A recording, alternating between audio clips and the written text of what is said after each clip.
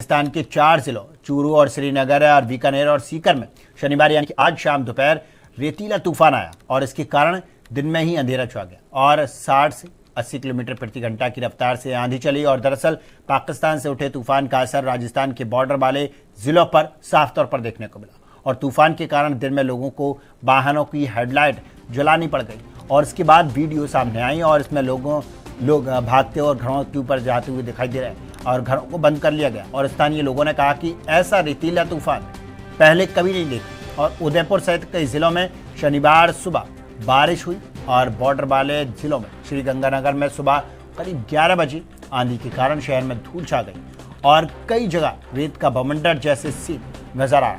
और ऐसा ही नज़ारा चूरू और बीकानेर में भी देखने को मिला और धूल का गुब्बार सीकर जिले के फतेहपुर और लक्ष्मणगढ़ एरिया में छाया रहा। और मौसम विभाग ने बताया कि मानसून अगले 7 दिनों में केरलम पहुंच सकता है। हालांकि विभाग ने इस 7 मानसून के सामान्य से कमजोर रहने का अनुमान भी जताया और IMD के मुताबिक जून से सितंबर तक देश में औसतन सामान्य से कम बारिश हो सकती है और इस बार मानसून सीजन में 78 सेंटीमीटर बारिश होने का अनुमान है और देश के सामान्य मानसूनी बारिश का औसतन 87 सेंटीमीटर माना जाता है। और मौसम विभाग का कहना है कि बिहार यूपी में सामान्य बारिश हो सकती है, लेकिन बाकी कई राज्यों में सामान्य से कम बारिश होने की आशंका है और ख़ास बारिश पर निर्भर खेती वाले इलाकों में मानसून कमज़ोर रह सकता है, यानी कि यहाँ पर मानसून कमज़ोर रह सकता है। और अब हम आपको बताएंगे कि अगले 2 दिनों के मौसम का हाल क्या रहेगा। और 31 मई को हिमाचल प्रदेश के 10 जिलों में आंधी, बिजली और 40 से लेकर 50 किलोमीटर प्रति घंटा की रफ्तार से तेज हवाएं चलने की चेतावनी जारी की गई और 4 जून तक बारिश जारी रहने का अनुमान जताया है।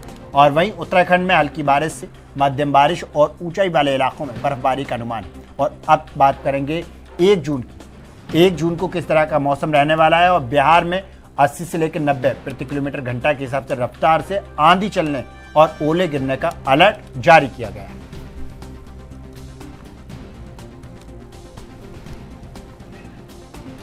तो लगातार जिस तरह से मौसम बना हुआ है और तस्वीरों में आप देख सकते हैं पूरा रेतीला ये तूफान आया राजस्थान के अंदर और इससे पहले इस तरह की तस्वीरें आपने नहीं देखी होंगी और ख़ास तौर पर राजस्थान के लोग इसे देख के अचंभे में पड़ गए क्योंकि राजस्थान के लोगों ने ऐसा आंधी का और एक धुंध का तूफान पहली बार देखा।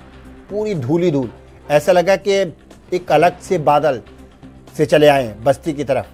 तस्वीरों में आप देख सकते हैं पूरी धूल ही धूल और लोगों का एकदम परेशान हो गए और उन्होंने गेट बंद किए, खिड़की बंद किए, दरवाजे बंद किए और जिस तरह की तस्वीरें निकल के सामने आई आप खुद अंदाज़ा लगा सकते हैं इससे कि इतनी भरी धूल मिट्टी की ये आंधी रही।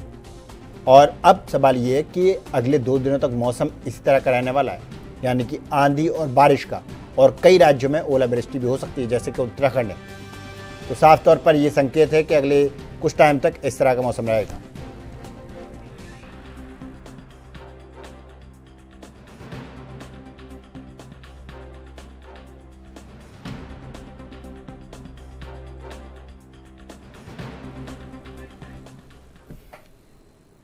और इसी खबर पर हमारे साथ में ज़्यादा जानकारी के लिए सुंदरम तिवारी हैं, मौसम विशेषज्ञ हैं। सुंदरम तिवारी जी, बहुत बहुत स्वागत है आपका ANB न्यूज़ पर। और सबसे पहले मेरा सवाल, जिस तरह से हमने बारिश देखी, आज कई राज्यों में बारिश हुई और राहत भी मिली, दिल्ली NCR है, पंजाब है, हरियाणा, यूपी।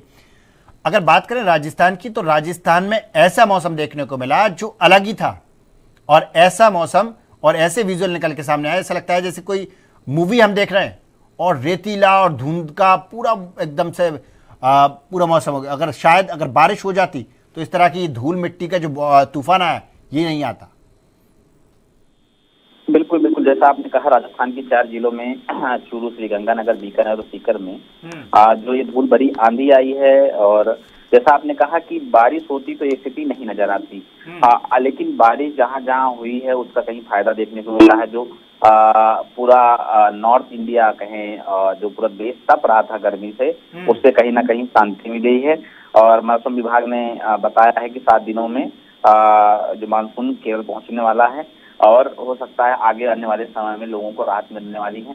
लेकिन जो इस भारी आंधी से लोगों को नुकसान हुआ वह कहीं ना कहीं चिंताजनक है। और आगे भी इस तरह के कुछ आने वाले समय में लगातार इस बार हम देख रहे हैं कि जो आंधी का पैटर्न है, मतलब तेज हवाओं चलने का पैटर्न है, मुझे लगता है ये तीसरी या चौथी बार आया है अलग अलग राज्यों में। तो ये मुझे लगता है कि जो तूफान का पैटर्न है इस बार कुछ ज्यादा देखने को मिल रहा है, और भी सालों में इस बार कुछ ज्यादा देखने को मिल रहा है। जी बहुत बहुत धन्यवाद आपका इस पर